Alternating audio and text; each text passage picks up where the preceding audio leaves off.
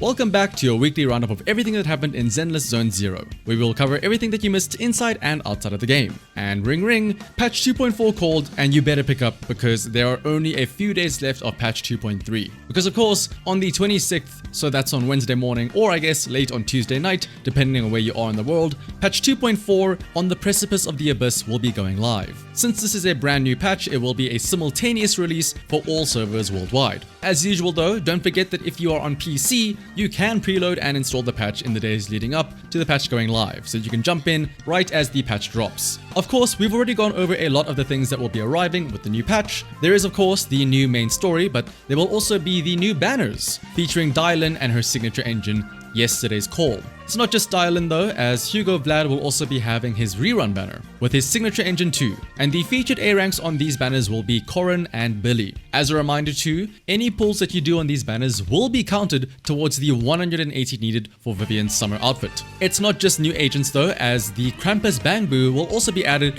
to the Bang Boo banner. Meanwhile, the A rank Lego Boo will also be available from an upcoming event. Speaking of events, there's no confirmed date yet, but it is very likely that within the first couple of days, we will also be getting our first event, the N-Night Chess Legend rerun. Well, not really rerun, but the respin of the N-Night Chess Legend event. But of note though, with patch 2.4 is that it will be a very short patch. Dylan's banner will be a regular length of 3 weeks. However, the second part of the patch, the Banyue one, will be less than 2 weeks long, for a total patch length of just 4 weeks, ending on the 29th of December. So that means that you'll have a little bit less time to save up for your polychrome compared to a regular patch. But don't worry though, we will be getting some free pulls as usual with a login event starting when the patch drops, where you can claim 10 encrypted master tapes for logging in up to 7 times. But if that still isn't enough to help you get your pulls, why not try using LD Shop? Especially considering you can get top-up options cheaper through LD Shop than you would in-game, with discounts of up to nearly 22% for new users.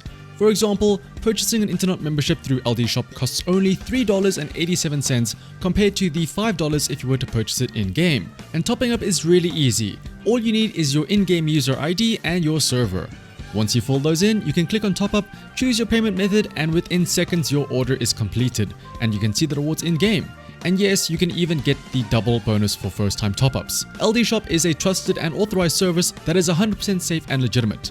Also, if you use my link in the description when you register on LD Shop, you will also get a 5% off coupon to use.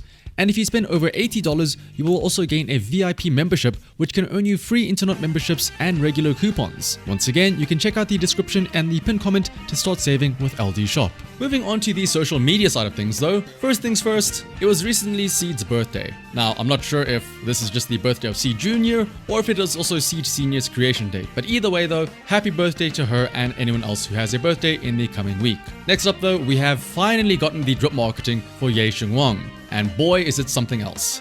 Let's start off with the easy parts to explain. Firstly, she is an attacker agent. And that's about it for the simple stuff, because her drip marketing video has 2 forms of Ye Xingwang, one regular version and one where she is all black and white, similar to the scene from the upcoming story trailer. In both of these forms though, she is an attacker with an all-new elemental symbol, again similar to Miyabi's Frost or Yishen's Auric Ink elements. This element for Ye Xingwang is almost 100% going to be an altered version of a physical element. And of course, to top off the special treatment, next to her name is also the Void Hunter symbol. So of course, she is going to be a big deal, which is almost going to be absolutely eclipsing Zhao, the other S rank from patch 2.5, which gives further credentials to the thought of both Zhao and Ye Xingwang's banners running side by side, with Zhao also being given out for free. In other words, the same situation as the Harimasa and Miyabi from back in 1.4. And then a really cool collaboration is currently underway with Marvel to make 5 custom-wrapped Xbox Series X consoles featuring artwork from some of the top Marvel comic book artists. You can see each digital art in their full in the tweet in the description, and at some point in time, these 5 consoles will be given away to people as long as you're located in the United States. So keep an eye out though, as I will be letting you know once more details are posted on how you can try and win one of these Xboxes. And lastly, for the speculation zone, we have some more interesting information about what's in store for when patch 2.5 does eventually arrive. Of course, we've already seen the drip marketing for Ye Xingwang, and the big eye catch has been that it includes 2 versions of her. Now, we do see this in the story mode, but you might be wondering to yourself, how will this work in-game as a playable character?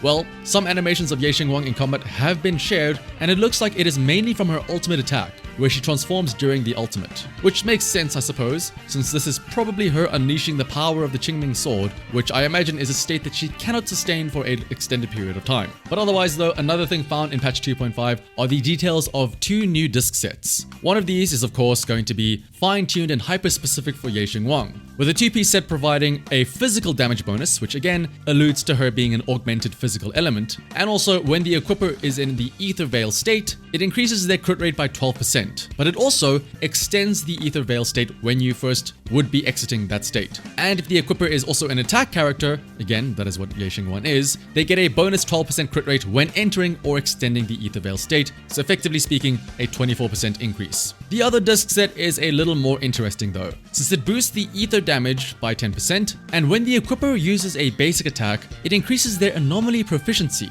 and it also increases their damage by 25% when an enemy is stunned. Now, you could think of this as possibly another new set for Vivian, but this could also be a sign of a future agent that is coming in patch 2.6. And so they are introducing their disc set already in 2.5. So maybe somebody in 2.6 is going to be an Ether Anomaly agent. The other change found in 2.5 is a rather big one though, that is going to affect everyone. And I can see some people might not be happy about this. But the UI in SHIYU Defense for patch 2.5 has shown a significant overhaul. Most importantly though, is that it appears as though you will now need 3 teams to clear out each stage, similar to Deadly Assault. However, unlike Deadly Assault, it might be that you are required to field the full 3 teams, as opposed to say Deadly Assault where you could technically get away with only using 2 teams to get 6 stars and still claim all of the rewards. The downside to 3 teams in SHIYU Defense as well is that in Deadly Assault you could swap your engines and discs between each battle, so you could effectively reuse the same gear on different agents for different fights. However, if this new system works similarly to the current SHIYU Defense where you need to lock in your teams all at once, you will not be able to share gear between them, meaning you would need 3 fully kitted out teams including engines for each and every character. Of course though,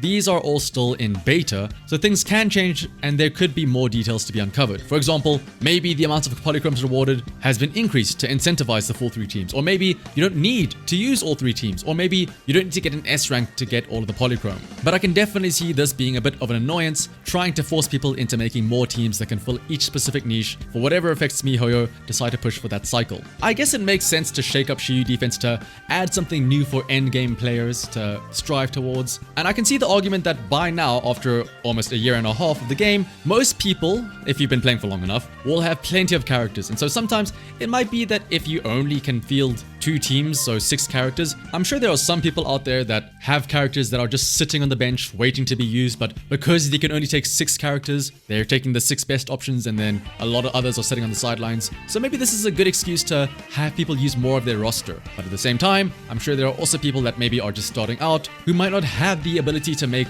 3 full teams of decent characters. That's why Deadly Assault was nice in that you can still go for the full 9 stars if you want to, otherwise 6 stars are okay. So I'm hoping something similar is in play for SHIYU Defense. But these are all a month away though, which I guess really doesn't sound that far away after all. But otherwise though, thank you all for watching until the end. If you enjoyed this video, then liking, commenting and subscribing is greatly appreciated. So until next time, bye bye!